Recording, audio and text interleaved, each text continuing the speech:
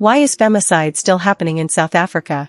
Imagine leaving home in the morning, going to work, going to school, visiting a friend, going to the shops, and never making it home. For many South African women, violence isn't simply something they hear about on the news. It's something they fear could happen to them, or someone they love. South Africa has spent years talking about gender-based violence and femicide, but the question remains, why is it still happening? Before we talk about the crisis, we need to understand what the word femicide actually means. Femicide generally refers to the intentional killing of a woman or girl because of gender-related factors, such as discrimination, harmful gender stereotypes or unequal power relationships. It's considered the most extreme form of violence against women and girls. But there's an important complication when we talk about South Africa. Researchers have sometimes used a broader definition, counting female homicides as femicide when studying the scale of the problem. So when you hear different numbers, you need to ask, what exactly is being counted? That's important because South Africa doesn't currently have a perfect system for identifying every gender-related killing. So how serious is the problem?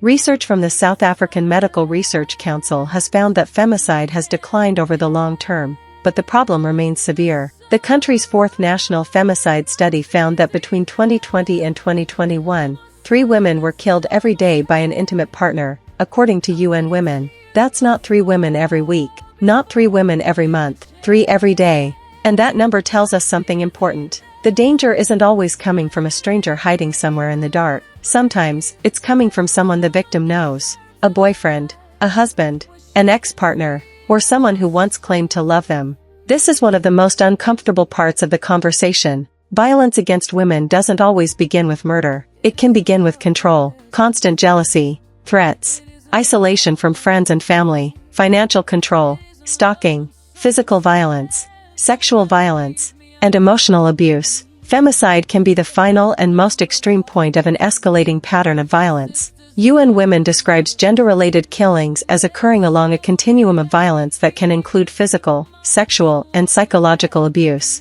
And that's why simply telling women to leave can be far more complicated than it sounds. One of the most common questions people ask after an abusive relationship ends in tragedy is, why didn't she just leave? But leaving an abusive relationship isn't always as simple as walking out of a door. What if the woman has children? What if she doesn't have enough money to support herself? What if the abuser controls the household finances? What if she has nowhere safe to go? What if she's being threatened? What if she's already tried to leave? What if she fears that leaving will make the violence worse? These aren't excuses for an abuser. They're reasons why society needs systems that make it possible for victims to get away safely. Then there's another question. What happens when someone asks the system for help? South Africa has had a national strategic plan on gender-based violence and femicide since 2020, designed to coordinate the country's response to the crisis. There have also been efforts involving policing, prosecution, survivor support and prevention. But having a policy is one thing. Making it work everywhere, every day, is another.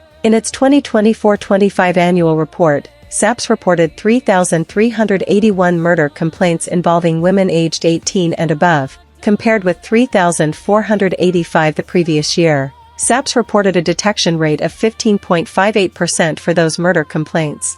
But there's an important warning here. SAPS has also acknowledged problems with the disaggregated crime data for crimes against women and children and withdrew some previously published figures while the data is corrected and validated. So we shouldn't pretend the statistics tell us everything. Good data is part of the solution. Here's where the conversation gets even more difficult. Femicide isn't only a police problem. And it isn't only a women's problem.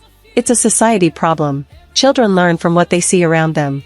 If a child grows up watching violence being treated as normal, that child can grow up believing that violence is simply part of relationships. That's why prevention has to begin before someone becomes a victim or a perpetrator. It means teaching young people about healthy relationships, teaching boys that jealousy isn't love, that control isn't love, that rejection isn't humiliation, and that nobody has the right to hurt another person because they feel entitled to them. Can South Africa stop femicide completely? Probably not. No society can guarantee that every murder will be prevented, but that doesn't mean we're powerless. UN Women says femicide is preventable and points to early intervention, survivor-centered support, gender-responsive policing and justice, and prevention that changes harmful social norms. That means taking threats seriously, responding to reports of abuse, making shelters and support accessible, holding perpetrators accountable, improving investigations, collecting better data, and teaching the next generation that violence isn't a normal part of love. Every statistic represents a person, a daughter, a mother, a sister, a friend, a colleague, someone who had plans for tomorrow. And when a woman is killed, the damage doesn't end with her death. Children can lose mothers, parents can lose daughters, families can spend years trying to understand what happened, communities can carry the trauma. So perhaps the question isn't only, why are women being killed? Perhaps we should also ask, what happened before the killing that we could have stopped? South Africa has laws. It has policies. It has police. It has courts. It has organizations fighting gender-based violence. But laws alone can't change a culture. Police alone can't prevent every attack. And victims shouldn't have to fight the entire system just to be safe. Femicide is not inevitable, but preventing it requires action before the final warning becomes a funeral. If you believe South Africa needs to do more to protect women, share this video, and tell me in the comments, what do you think South Africa needs to change first? Subscribe for more South African stories.